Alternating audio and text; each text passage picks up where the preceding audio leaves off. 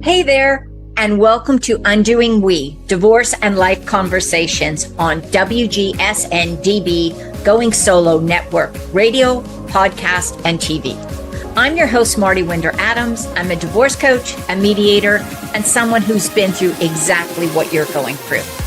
This show is all about helping you get through the tough stuff, the overwhelm of divorce, the what now moments, and the messiness of trying to rebuild your life. We're going to talk about real life challenges, share expert advice, and give you practical tools you can use to move forward with your life. Are you ready to start shifting from we to me? Grab a coffee, sit back, and let's get started. Hello. Today, it's just me, Mardi Winder. I want to talk a little bit about something that has been coming up a lot with my clients in the last little while. We know that September tends to be a fairly hectic month for filing divorces. A lot of times because, the summer's over, kids are back in school, busy moms and dads have a little bit more time to start thinking about themselves and what they want to do. And a lot of people have the goal to file for divorce prior to the holiday season. So at least they can get a lot of the preliminary stuff done and maybe take a little break over the holidays and then finish up in the first part of the next year. So there's lots of different reasons why any time of year may be the right time of year to file for divorce. But what I really want to focus on is, again, like I said, something a lot of my divorce coaching clients are coming to me with, both ones in very high conflict divorce situations and people who are going through relatively amicable divorces, but are just really struggling with one particular topic. And this is something I don't think we talk about enough when we're helping people through the divorce process, or even when we're supporting friends and family members. So without any more beating around the bush about what this topic is, it is really about what do you do with friends and family during divorce? When I went through my divorce over 30 years ago now, I found that my group of friends were incredibly supportive. My sister was incredibly supportive. And it was just, I never felt isolated or alone. I always felt that there was somebody that I could talk to. Sometimes I didn't feel comfortable talking to them, not because of them, but because of me wanting to keep so much stuff private. But what I am finding more and more is that, number one, people are feeling much more isolated going through the divorce process now than I did 30 years ago.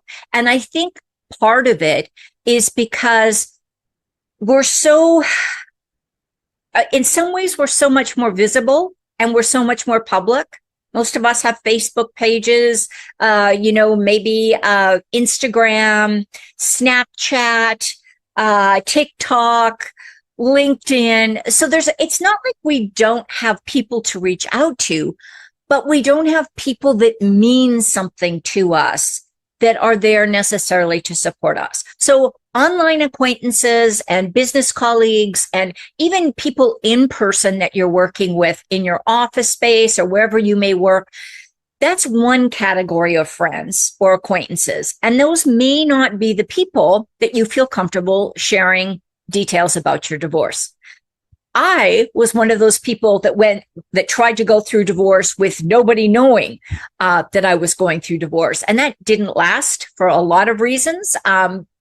Because things kind of went south. We didn't really have a lot of troubles during our relationship, but once I made the move through the divorce, that changed. And things that should have been relatively simple became really complicated and a lot more conflict. And so other people got pulled in. So even in those situations, it can be awkward and difficult talking to friends. But I want to talk about this whole idea of friendship and even our relatives during divorce. What should we watch for? And what should we be aware of? So the first thing I want to talk about is the fact that you're going to find that some of your friends drop off the face of the earth when you go through divorce. Most people experience this. And there's a lot of reasons why all of a sudden people that you used to, phone up, go for coffee, maybe meet after work on a Friday evening for, appetizers and a drink, all of a sudden you're not seeing them anymore. It's like they're ghosting you. Even if you call and leave messages, you're not hearing back. If you send them a text or whatever, you're getting kind of brushed off or no response. So there is this whole idea of a divorce contagion out there. And I'm just going to say it. I don't know that it's necessarily a conscious thought, but I think a lot of people are really afraid if there might be some sticking points in their own relationship. They may be thinking, wow, if your relationship is breaking down and they thought you had a pretty good relationship with your partner, then maybe that the very fact that you're going through a divorce may force them to take a look at where they are in their relationship. Now, again, this is all on them. This is nothing that you're doing. This is how others may perceive this. Depending on where you live and depending on your faith and your community and your culture and your beliefs within the area where you live, divorce may not be a popular topic. So again, it's that pulling away from anything that is causing discomfort for people. So one thing that I am going to tell you, and I mean this sincerely, if you are losing friends or if people just seem to be ghosting you during your divorce, don't take it personally. It's hard not to. I get it. But these are people that, for whatever reason, are just very uncomfortable with the idea of divorce. And again, just recognizing that, giving them space. Some of them may come back to you. Some of them may never come back to you. But I do think during divorce, you really need to be looking at what do you need in your life? And I've said this to many clients. I've said this on many podcasts and different things that I've spoken at. Divorce can be more than a time for cleaning house about your relationship. It can also be a time maybe to get rid of some people in your life that weren't there to be authentic, true friends, or that they are, as the term used to be, fair weather friends, that are there to hang around and do fun things. But when the going gets a little tough or you need a little bit of extra support and encouragement, all of a sudden, these are not the people that choose to be around you. So I think it's important for you to be comfortable in just acknowledging that you are going to lose some of these friends during the divorce. The other thing that comes up quite often, and I hear this all the time from people that I coach who said, oh my gosh, I didn't understand what was going on for my friend when he or she went through their divorce. And I now know the way I behaved didn't help the situation. But here is what it is. I really believe that sometimes people don't know how to support others. And because they don't know how to support you, they just sort of think, well, I'll just sort of hang out here in the periphery of what's going on. And if somebody needs some help, they will reach out and ask me for it. That could be a reason why some people are moving away from you during the divorce. There's a simple test for that. If you do need some help and you ask them and they choose not to respond, or they're not able, or their excuse seems like a pretty lame excuse for not helping you, again, just recognize that that is a discomfort on their part and find somebody else to reach out to. And I know that sounds easy. I know it's not always easy to do. But setting yourself up and constantly asking people that aren't helping you or that don't want to engage with you at this point in time in your life is only going to add to your stress and distress during this time. So just, keep them at an arm's length. Doesn't mean you can't still do fun things with them, but they're not going to be the people you go to for deep support, deep levels of support. The other thing that I think can happen is a lot of times, especially if you've been married for a while and you've had couples friends. Yes, I'm putting that in quote, couples friends, where, you always did something with them sort of as a foursome or 6 people or 8 people, like it was a big group, but you were always there with your spouse. All of a sudden, when you are going through a divorce, you're not engaging in those kind of behaviors with your spouse. That may highlight the fact that perhaps who they were better friends with was your partner and not you. Or it can be an indication that they have sided with your partner in the divorce as opposed to being on your side. And unfortunately, this whole idea of taking sides in a divorce is something that comes up quite often, not just with friends. All of this also applies to family members. So there's really only going to be 2 kinds of people that you're going to encounter in your divorce: people that support you and people that don't. And that may seem oversimplifying things, but really, if you break it down, that's what it is. So asking yourself, who could be a good person in my support network, is your first step in building that group of trusted friends that are going to provide you with the right kind of support. Now, I do want to talk about something that I call the chaos cheerleaders. Some people call them emotional vampires. It's all kind of around the same general idea. Of that group of people that group of friends that seem to want to continue to help you, there may be some people that are in there for purely selfish reasons. These are the people that thrive off of somebody else's chaos, problems, and challenges.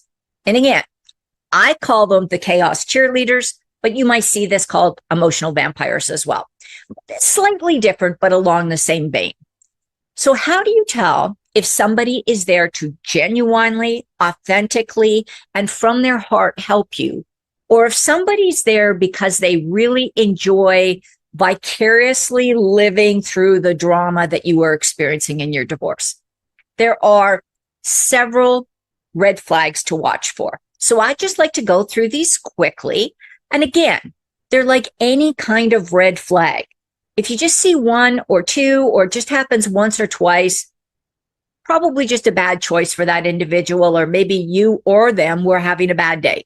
If you see this as a repetitive pattern in the friendship, or if it's a relative doing it, again, these don't need to be people you completely cut out of your life, but you may want to look at how much information are you sharing with them and how much are you letting them influence you. Because I'm going to say this over and over and over again on every one of these podcasts.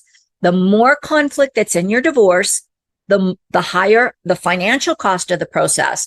And even more importantly, the higher the emotional cost of the divorce is on both yourself and any kiddos that are in that relationship, whether they're adult children or whether they're little ones. So let's look at some of these traits or symptoms or signs that you may be dealing with somebody who's really in it for the chaos and the drama and the whole excitement of, being there in the fight of the divorce. First thing, these people, these emotional vampires, they tend to have a really high lack of accountability.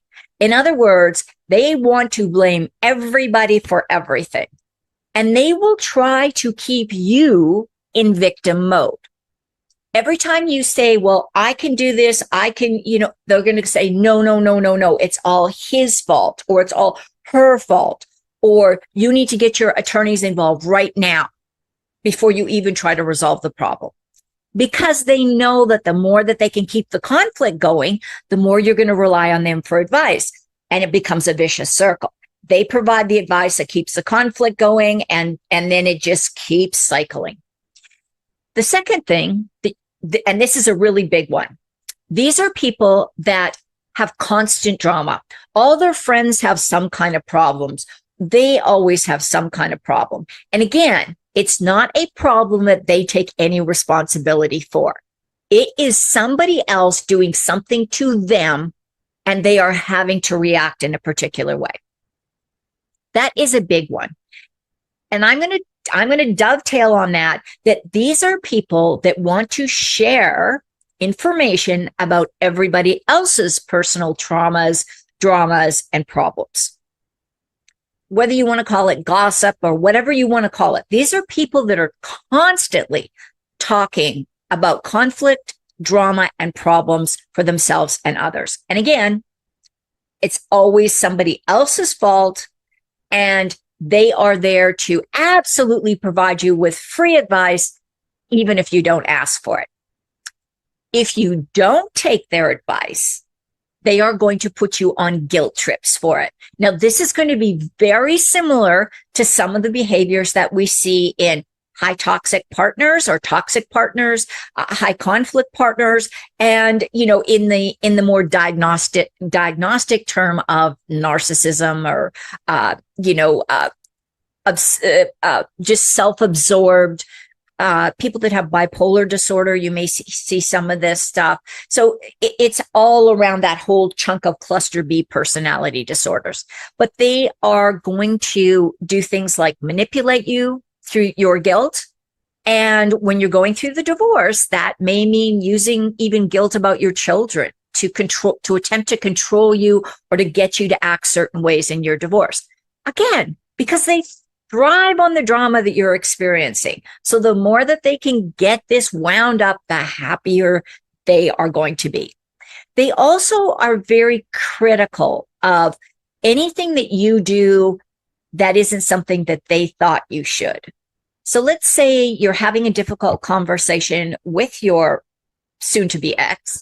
You talk to a divorce coach, or you talk to your therapist, or you talk to somebody, or you read a book and you get a better idea for communication. And you have a successful communication with your spouse or soon-to-be ex-spouse, and there isn't any conflict, and you're proud of yourself, and you go and tell them, and they're going to say something like, well, you just gave in to his or her wishes. They got what they wanted, and you are the one that lost there. You need to stop using that kind of behavior. Again, it's pretty obvious that they are trying to ratchet things up, not help you cool things down. Again, these are going to be the people that want to be the center of your world.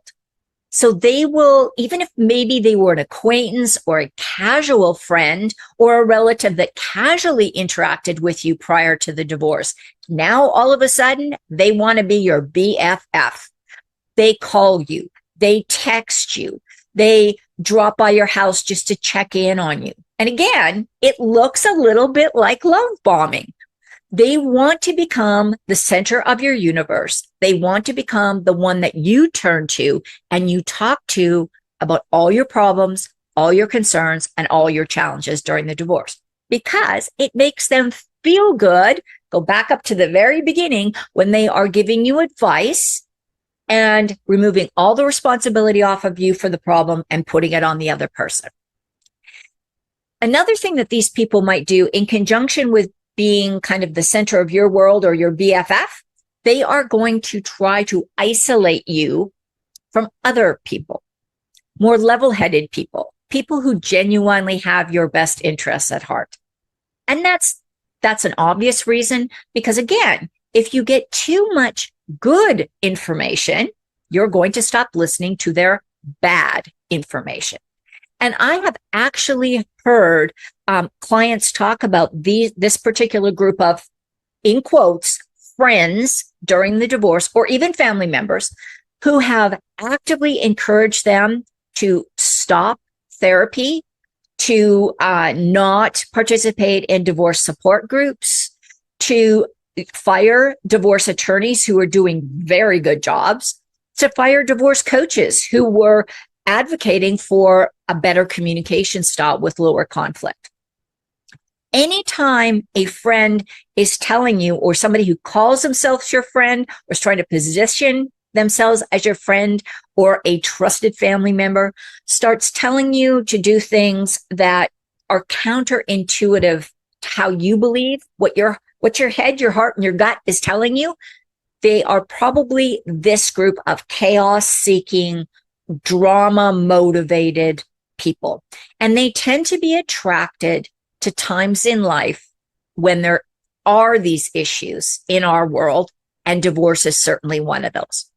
And I think the biggest thing to keep in mind when you are dealing with any individual that is trying to come into your life or increase their position in your life during the divorce, or even afterwards, you may find, I'm going to reword that, you will find that after you have an interaction with them, you just feel beat down and worn out. You're emotionally exhausted. You are confused. You start second guessing yourself. You start thinking about, well, am I really that off base on this? Is my ex really that vicious and underhanded and manipulative? Again, this is when that is not what you see in your partner. Now, I am not talking about when, 8 or 10 of your friends come and say, your partner is showing these really emotionally abusive behaviors, and we've always noticed it. So, they're basically talking about, again, the diagnostic word, but they're using narcissistic behaviors. They've been emotionally abusive. They've been financially abusive. They have been mentally abusive and perhaps even physically abusive during your relationship. I'm not talking about friends that come and have a reality check with you about what you experience. That is healthy, and that can be very helpful. I'm talking about that one person that constantly is in your ear telling you that all of this stuff that you're trying to do during the divorce is wrong and you need to listen to them. The other thing about these people, and it's interesting, they all seem to know everything about divorce court, about the family code, about what you should and shouldn't expect during your divorce. And please do not listen to them.